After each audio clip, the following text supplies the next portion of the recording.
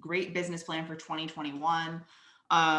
Just out of curiosity, I've seen, if you haven't already commented, if you've made a business plan previously or not, drop that in the chat below of, yes, no, maybe so. This is the business plan that our team is using this year, for our team members to kind of build out their plan for 2021.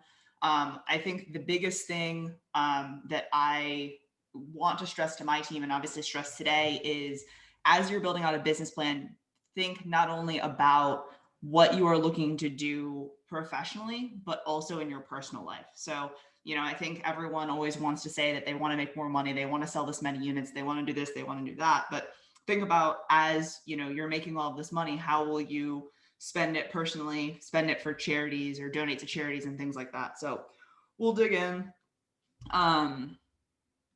Again, if you guys have any questions, drop them in the chat box as we go through. And I would love questions so that I am not just rambling on for 60 minutes or less. So drop them in the chat box as we kind of go through. So strategic plan, these first 2 pages of the business plan are kind of the bigger picture things and more macro. So we kind of start out in 5 years and taking a look, forward to what would be like 2025, 2026 timeframe. Like, where do you see yourself in 5 years? Where do you see your business in 5 years? And also personally. I think that sometimes we get really focused in on like our day-to-day work. So really thinking about things on a bigger scale of where do you see yourself? What big goals do you have for yourself? And thinking about that kind of both on a business side and the personal side. A lot of times this is kind of the big things that would go on a vision board. So, that car or that house or those investment properties or whatever it is that you're kind of foreseeing for your life in the future. So we break that down for 5 years, we break that down for 1 year, and then in 6 months. So that's kind of the more manageable things that you'll be able to achieve by mid-year next year, things that you want in your business and personally as well. So, I think that, again, a lot of times we get really focused on what's happening today and personal things and professional things. So really kind of taking a look forward. One thing that I think is good to do in this situation as well is kind of take a look back, right? So we're in 2020, think back to like 2015 and whether or not you were in real estate or whatever you were doing with your life then, like where were you then? And like, did you see yourself where you are today, right? So kind of take a step back and think about, back to 2015 and kind of where you were at in your life. If you were just getting into real estate, if you'd been in real estate for a while, if you were in school, if you were, working in a different career, and really see how that may, kind of project you and propel you into the future. So this is kind of the strategic plan. This is always something for me. I'm a very numbers oriented and kind of driven person by that. So kind of looking at like where do you see yourself is a little fluffy for me, but I think that it's important to have that bigger vision for your business. Continuing down, these things are also important. And I think that these are really important as well if you are on a team or if you have a coach or something like that, or have an accountability partner or anything like that. And the reason why I say that is, how will you know that you're making progress is something that you should track, right? So whether that's how much money you have saved or your debt that you've reduced, whether that's if you have more time. I think a lot of people are guilty of working 7 days a week, right? So if you're going to say that you're going to take specific days off to spend with friends or family, having specific goals and knowing you're making them could be how you're making progress, or a specific lifestyle or thing that you want to do in your life.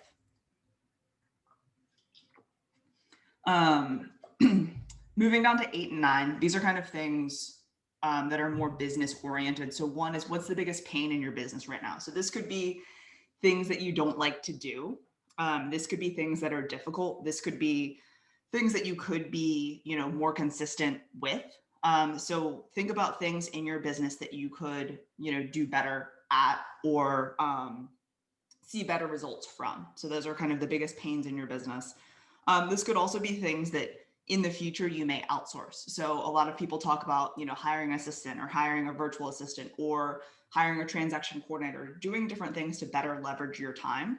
If you know that you're not good at paperwork and you never get it submitted to your office and you never see, a commission check at the closing table because you don't have your documents submitted, I see some people laughing a little bit there, smiling, so if that's you, perhaps it is hiring, a transaction coordinator or hiring someone to assist with that. And then what's going really well for you in your business right now? So this is your time to kind of brag on, you and what you're doing and, what's going well for you. So where do you really knock it out of the park?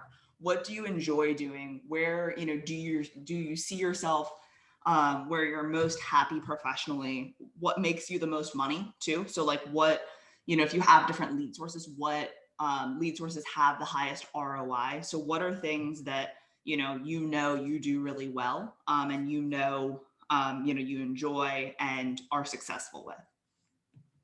So starting out kind of with a little baseline there as far as the strategic plan of like 6 months, 1 year, 5 years out where you think you're going to be, and then kind of, again, pain point in your business, what's going well for you in your business, and then how you're making progress.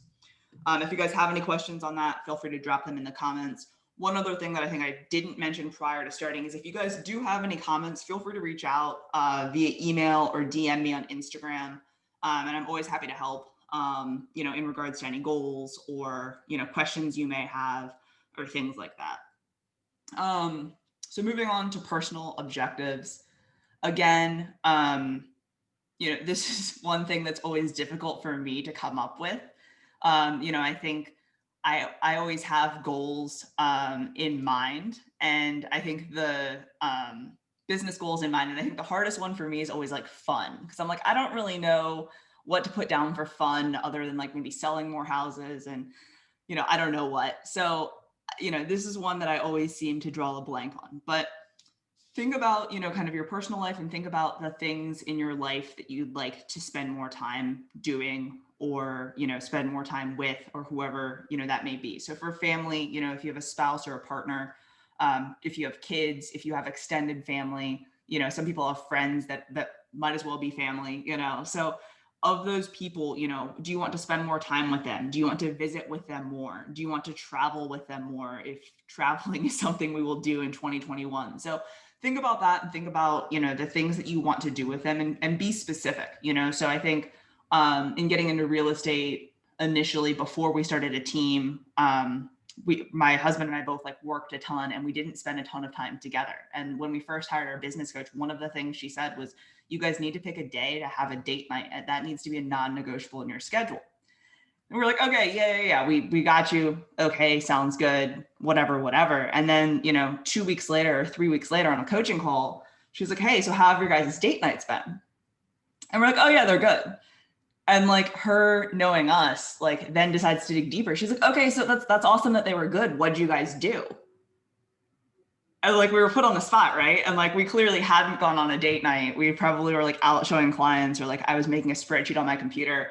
And like, so we like kind of paused and I'm like, oh, we went to dinner, or, and she's like, well, where'd you go? And like, then clearly she knew we were lying because we had to finally admit it because we couldn't keep going down this path. But the point, of this story and the point that I'm trying to make is like, it's great to work and it's great to have, a lot of money and say that you're a top producer or whatever it may be. But like at the end of the day, like the reason why you want this money is to create some sort of life for you and your family or your partner or whoever, even if it's just yourself, but you need to have personal time carved out. So that's my 2 cents there.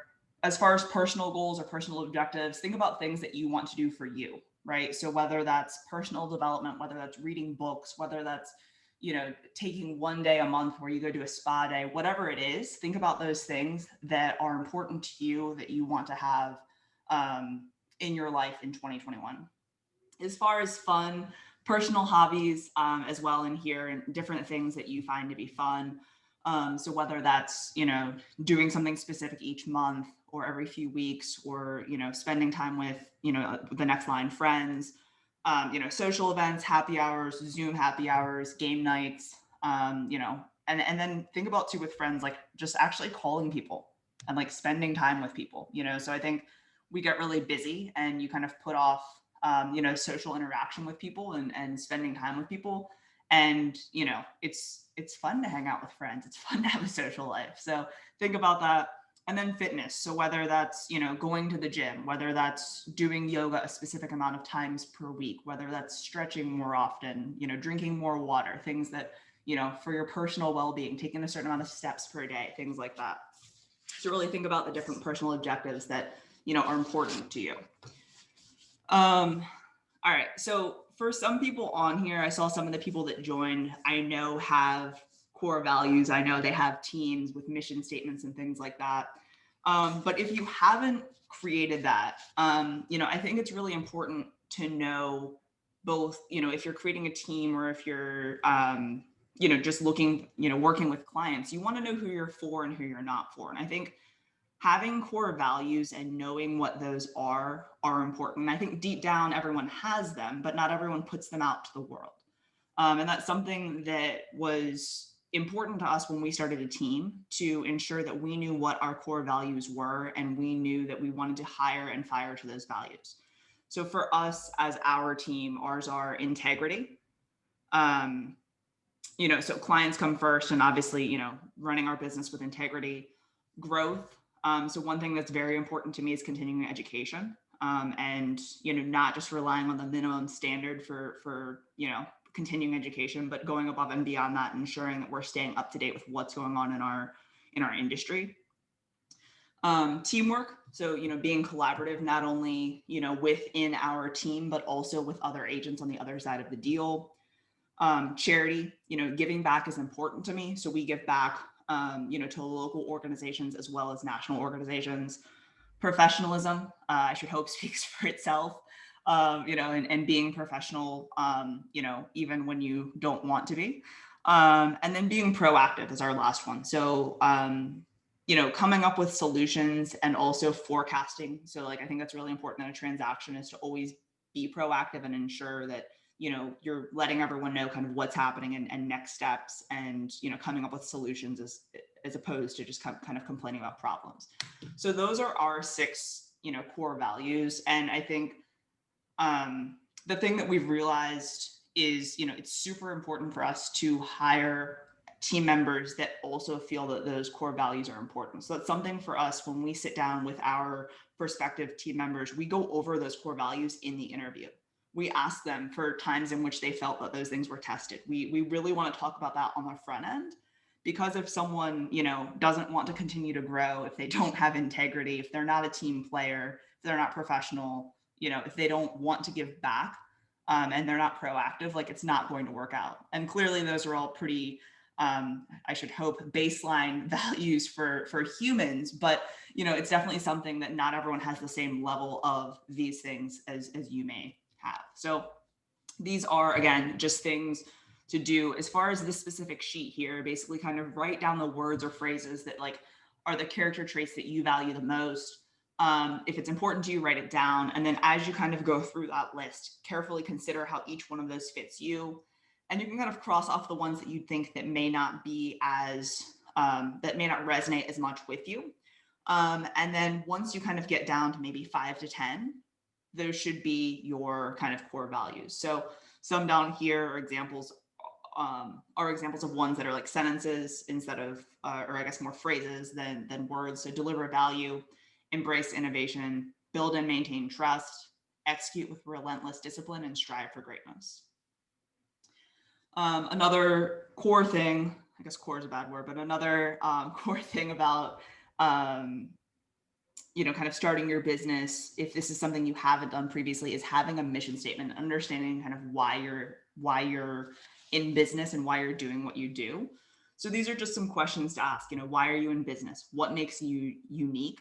What do you want to be known for? What do you intend to do better than everyone else? What do you want to accomplish in your business? And then basically taking those core values, on the previous page, and then answering these questions, you can kind of create a mission statement. So for us, our mission statement was that we're committed to cultivating community and creating an exceptional experience among clients, peers, and service providers. And, I think that, for us, cultivating community is really important, and really understanding kind of the different neighborhoods and the different areas, and then really trying to create relationships with local business owners, with small business owners and things like that is very important to me. So that was something that I kind of wanted to be in the forefront of, you know, kind of our mission statement and what we do. Okay. If you guys have any questions, drop them in the comments. I feel like I'm rambling. So any questions or things like that. Traveling, Melissa, I assume that that was a goal for you for next year, is traveling. But yeah, if you guys have any thoughts or comments, please feel free to drop them in the comments, but I will continue to ramble on if we don't have anything. How do you build relationships with local business owners? So Julie, that's a great question. As far as that goes, you know, we do a couple different things. One of the things that we do is we do like local business spotlights. So we do different video spotlights of, you know, local shops, businesses, cafes, restaurants, bars, things like that. And really just kind of our goal is to get to know, you know, the local businesses so that when we have people that are moving to areas, like we truly know what's in the area, you know, so we have a lot of different neighborhoods that we work in. You know, Houston is a very large city and we sell from, you know, north to south, east to west, but like there are certain pockets that like I can tell you about, like the guy that owns the sandwich shop on the corner and the coffee shop and things like that. So those are the relationships that I you know, look to build. So one is like the video outreach. And then two is just like frequenting businesses as they open up and get to know the people that work there and things like that. And yeah, as far as sharing the stuff, I've got links in the chat and I will also have them online. And they're actually also in my Instagram bio to this, as well as the income goal sheet. So good deal there. Okay, cool. So SWOT analysis. If anyone has a business degree, I'm sure you've seen this 10 million times. But a SWOT analysis is basically something used to analyze your strengths and weaknesses, and then your opportunities and threats. So strengths and weaknesses are going to be more internal things. They're going to be the things that are your strengths and your weaknesses, things that you do really well. Again, like the things that you knock it out of the park on, and things that you could improve upon. So these could be work-related things. These could be personality traits. These could be, you know, anything that you feel is a strength or a weakness for you, either professionally or in your business, right?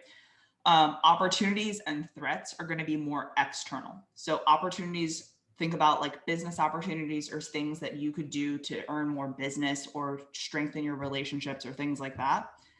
And then threats would be, you know, things externally that could be a threat to your business. So, you know, think about things like, you know, technology, brokerages, iBuyers, commission squeeze, things like that, you know, could be a threat to you. So the intent here is to do a SWOT analysis on yourself, really take a deep dive into an internal dive into yourself and you know, the things that you do well and could improve upon. And then the intent of having an additional page is asking someone that knows you well, either personally or professionally, to do this for you as well. And I think that it's, you know, you have to come from a little bit of a vulnerable place to ask someone to do this for you. But I think that it's really cool to see things that you may not know about yourself. So I think that like most people are their own hardest or, you know, own worst critic, right? So like most people are going to be really hard on, you know, and you're going to be like, oh, I'm terrible at this. And, you know, this is a weakness and I really need to improve on that. And then you ask someone else to do it. And those are like, they're telling you that those are your strengths. And they're like, oh, you know, you're so well-spoken, you're so this, you're so that. And you're like, oh, I think I stumble over my words all the time, you know? So you just have someone do that for you. And I think also too, sometimes things that you may think are strengths, someone else may think is a weakness. You know, you never know how you're perceived by others. So having people that know you well, you know, a colleague or a team member, you know, a spouse or partner could be a good person to ask this, maybe not, I don't know. But, you know, really going through and seeing what other people think. So I would have at least one person, you know, do this for you and kind of see what comes back. It's always interesting. Okay. Moving on. So personal expenses, this is something that like I personally would rather do in a spreadsheet. I'm a very spreadsheet oriented person. I've got a spreadsheet for everything. So, putting it into a PDF isn't necessarily what I like to do, but I think that this is a good thing, good exercise to kind of summarize your expenses, and really think about, again, your average monthly spend, an annual spend for yourself, both personally and professionally. I think a lot of people, and especially in real estate, you get a commission check in and then you spend it all. And then you get another check in and then you spend it all. And it's this roller coaster of income. And I think it's because a lot of people don't actually sit down and determine, like, hey, I need to have a budget. This is a business, right? So thinking about your personal expenses and, how much is your rent or your mortgage payment? Do you have a car payment and insurance, medical insurance and bills, utilities, groceries, all of these things. And then the same thing on the business side. So, license expenses, E&O, professional development, events, coaching, desk fees, association fees, tech fees, all of these things, and really putting it all out there because, you could say that you want to make, 120 grand next year and you want 10 grand a month. But then if you actually sit down and you put together all your expenses and your expenses are 20 grand a month, like you're never going to be making money, right? So really taking a look at it and seeing, hey, what are my expenses? What are the personal things that I, want to, that I want to focus on? And the one thing too, as well, I think, is debt payments. So, always focus on also, saving money and also paying down any debt that you may have. So 2 cents there. So again, this would be a spreadsheet for me, but I think that it's also helpful, to kind of plug it all in and kind of see it in one spot. Now, kind of getting into the nitty gritty of building out your actual business plan itself. So one thing that, we always take a look at on a regular basis, but definitely at the end of each year, is all of our transactions for the year and where they actually came from. So, if you're not tracking this already, this is something that you should be tracking. There are lots of systems out there in which you can track this. We use a software tool called Sisu. There's a company called CTE that does something very similar, but basically you can plug in all of your transactions and it gives you a bunch of data and information. But like, it also could be as simple as having a spreadsheet of like address, close date, buyer, sell, lead source. And what's important about this, especially if you're spending money on lead gen, or if you're paying for Zillow leads or you're doing something like that, understanding where your actual transactions are coming from are important, right? So if you're spending $1,000 a month on Facebook ads, but you closed 0 deals, perhaps that $1,000 could be better spent somewhere else. Say you spent $1,000 on Zillow, but you closed 100 deals. Okay, then maybe, we need to move some money around. So really putting together on here where your deals are coming from. And also if you're not spending money, like if, expired leads or for sale by owners or somewhere where you really killed it this year, perhaps, putting some better systems around that would be beneficial. So again, breaking this down by transactions this year for listings and buyers, and really kind of figuring out where all of them came from.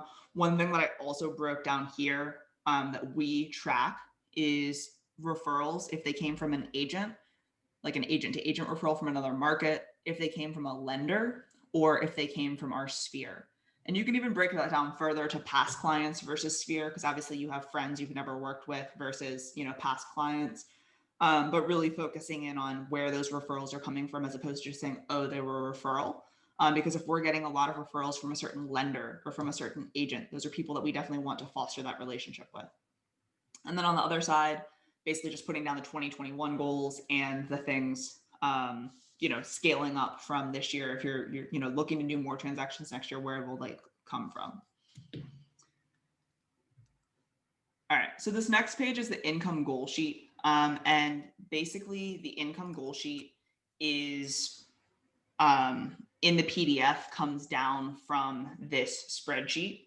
And this spreadsheet is basically, you only want to edit any of the cells that are colored yellow.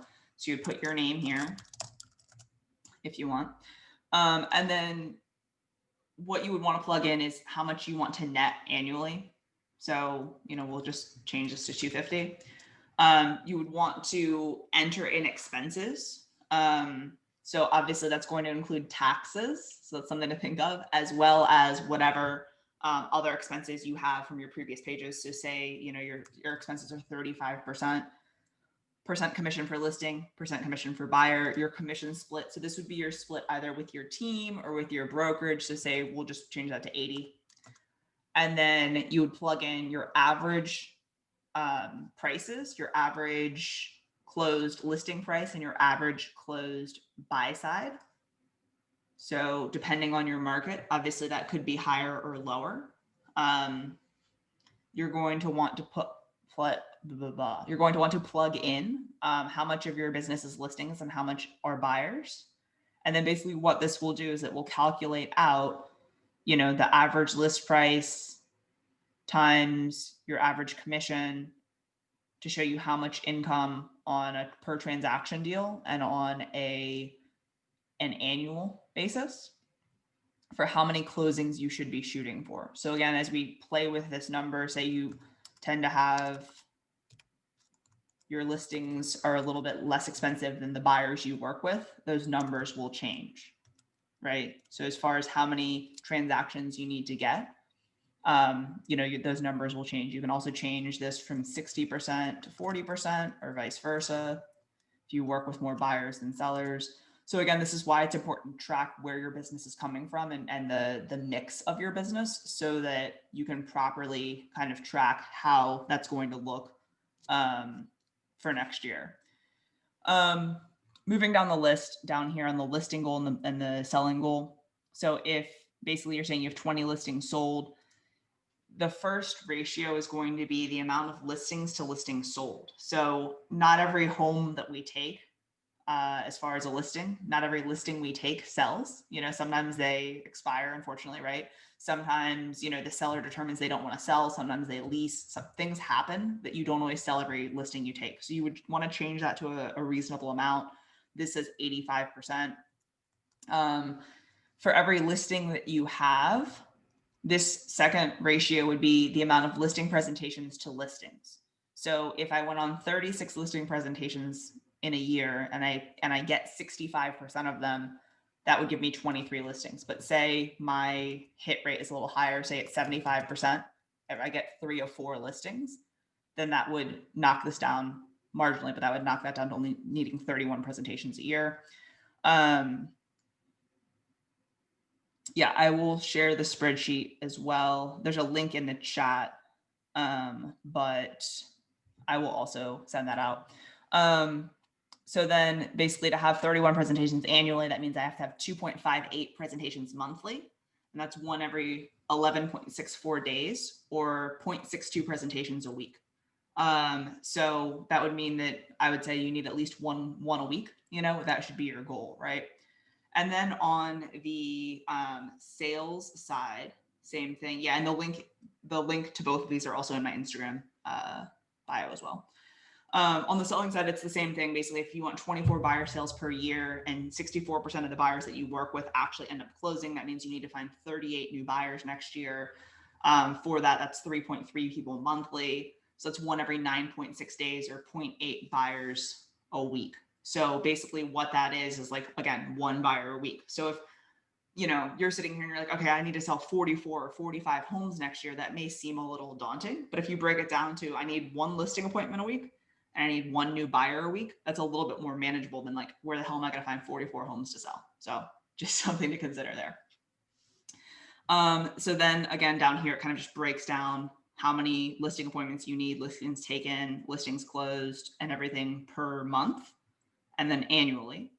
And then over here are just some ideas for prospecting. Obviously, these aren't all filled out, 1 and 2, they may not be applicable in your market, but door knocking, open houses, cold calling, sphere of influence, floor time, social media, things like that.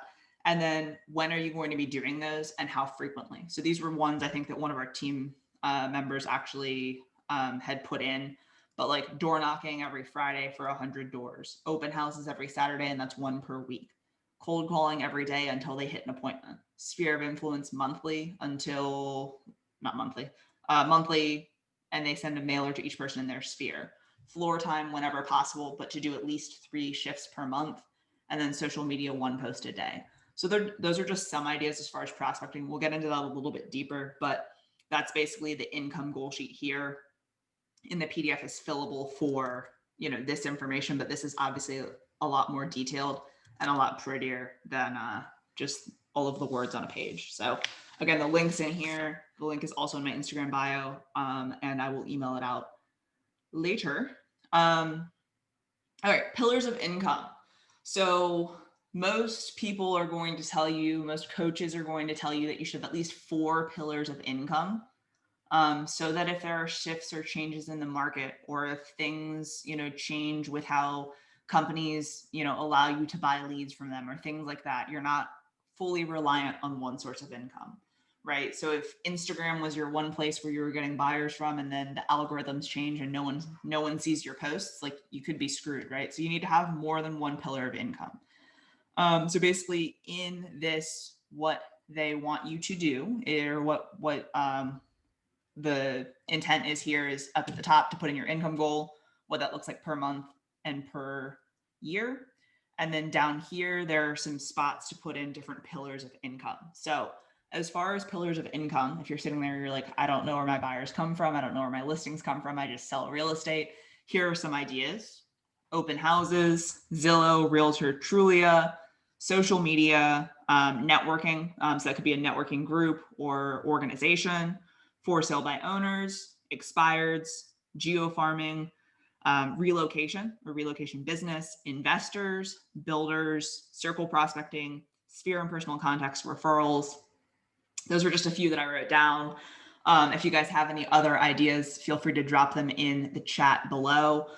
But really think about, looking at your business this year, seeing where business has come from, and then how can you add to that? So, some of those things I just listed off could be things that you're already doing, right? Or could be things that you already have as far as sources of income or pillars of income, and sources of business. But if not, think about at least 4 that you can put in here.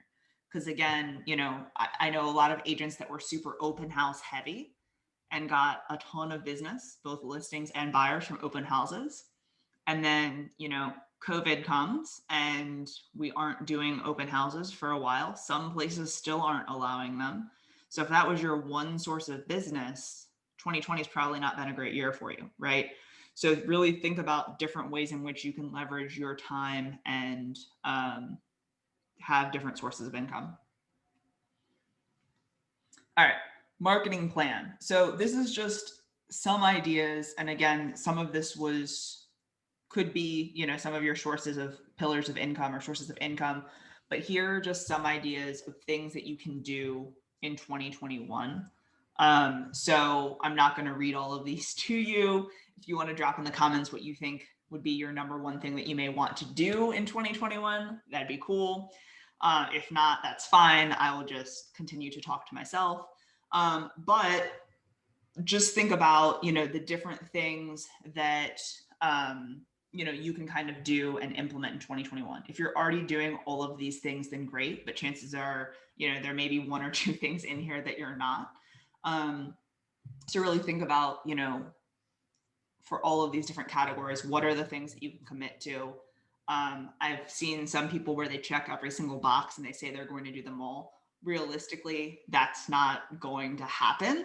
So pick a few, really go in deep on those, and then continue to add and layer on top of that.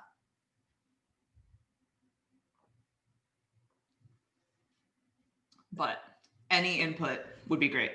What systems are you using for drip campaigns or CRM? So we use our CRM, we use Follow Up Boss. And the reason we had chosen Follow Up Boss was basically because it works well for teams, because you can collaborate and tag people and things like that. So we do some drip campaigns through that. And then Coldwell Banker also has some drip campaign like email things they send out. So we put our clients into that as well. So those are what we use for CRM. Okay. So yeah, marketing them. Okay, business plan. So basically on the previous page where you put down your different lead sources, this business plan is really then breaking down those lead sources and really figuring out or setting goals for how many transactions you want for each lead source. So if your lead sources are open houses, social media, geofarm, and expireds, right? So I'm gonna write those down so I remember. Open houses, social media, geofarm, and expired. So say those are going to be your 4, lead sources for next year. What you really want to break down in here is what you're going to do in a lot of different ways, right? How you're going to really dig deeper. Because it's great to say, yeah, I'm going to do open houses, but if you want to get 10 transactions from open houses next year, or 12 transactions from open houses next year, like what are you going to do? What are you going to do to market your open houses? What are you going to do to speak to more agents and people and network and talk about those open houses? What's the follow-up you're going to do to follow up with people that actually come to them? What nurturing will you do to set appointments? And then what prospecting? So really think about the different things that need to go into doing an open house, and what areas you want to be in, things like that, and really just kind of dig deeper on each one of your lead sources to ensure that you're getting the full picture for them. So that's basically just like the next few pages on those. And then the last section, I think that's the last 2 pages. Yeah, the last section is the goal achievement system. So again, like I think that it's great to have all of these goals and all of this stuff, but it tends to get a little overwhelming. And then also you tend to get in your own way. So the point of this last section is identifying at least 5 SMART business goals. So for those of you that haven't heard the acronym SMART before, SMART basically stands for specific, measurable, attainable, relevant, and timely. So specific goals would be like clear goals. They have a specific endpoint. They're not vague. Measurable would be something that's measurable, right? It has some sort of unit of measure so that you can accurately track your progress. Attainable. So we obviously always want to set ambitious goals, right? But you want them to be within reach or reason. If you sold 5 homes this year and you want to sell 50 next year, I think you probably need a lot of systems and things in place in order to do that. But like, think about how you can add on to what you've done already and make it scalable. R is for relevant. So like pertinent goals, things that are beneficial to you, things that are relevant. And then T is timely or time bound. So something to keep your focus on track. So a lot of times people will just be like, oh, I want to sell more homes, or I want to, post on social media more, or I want more referral business. I want to sell more homes, whatever it is, but none of these actual, specific, measurable, attainable, relevant, and timely things are included. So, posting more on social media, did you do it or not? I don't know, right? So as far as some categories for these goals, I wrote down a few notes. So marketing or social media. So that could be the different platforms. Perhaps there's a different platform that you want to get on or start posting on more. It could be a specific content calendar. Referral business. So that could be focusing in on local referral business from lenders. That could be focusing in on, agent to agent referrals from a different state or a different city in your state. Revenue goals. New clients. So how many new clients will you, meet or take on each month? Prospecting. So this could be something as far as the calls that you'll make each week or each month. This could be the amount of appointments you'll set. This could be how many hours of power, how many times are you going to sit down and prospect for an hour each week, month, whatever it may be. And basically what you'll do is you'll put down the goal, right? So you will write down the goal and, say it's posting on, Instagram, how many, 4 times a week, whatever it may be. Next is why. So why is this important to you? Why is this something that is important to you or important to your business? Excuses for failure. So when this doesn't happen, like think about, all of the goals you set this year that perhaps you may or may not have achieved. So when this doesn't happen, why are you going to say it didn't happen?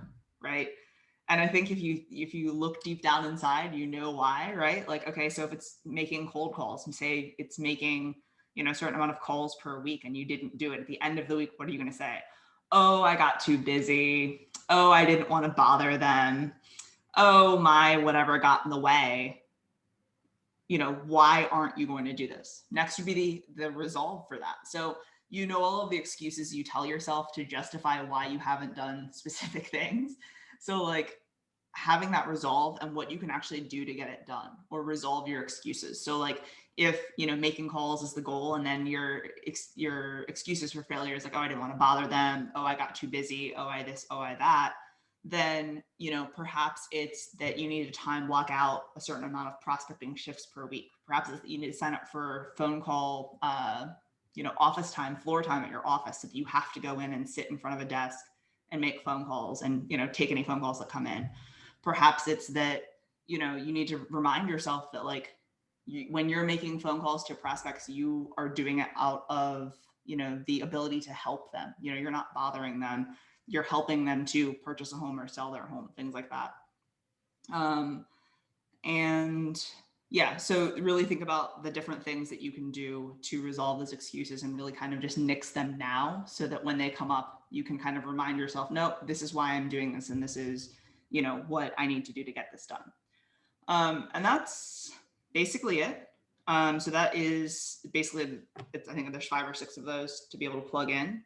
To add in, your goals and why you want to do them and excuses for failure and the resolve to really focus in on, the things that you want to achieve for next year. So I hope that this was helpful. And if you guys have any questions, Colin has a bunch of notes. Awesome. Very good. So yeah, let me know if you guys have any questions. Feel free to drop them in the comments. Otherwise, that's really all that I had as far as info for today. I will drop the recording on YouTube later today, and along with the links to the business plan and the income goal sheet, and I'll send that out via email as well. If you guys have any questions, like feel free to DM me. I probably would be more responsive, or email. I check my email less than my DMs. I know that's terrible to say, but feel free to drop them. I am more than happy to answer any questions you may have, or anything like that. So that is all I've got. Let me know if you guys have any questions.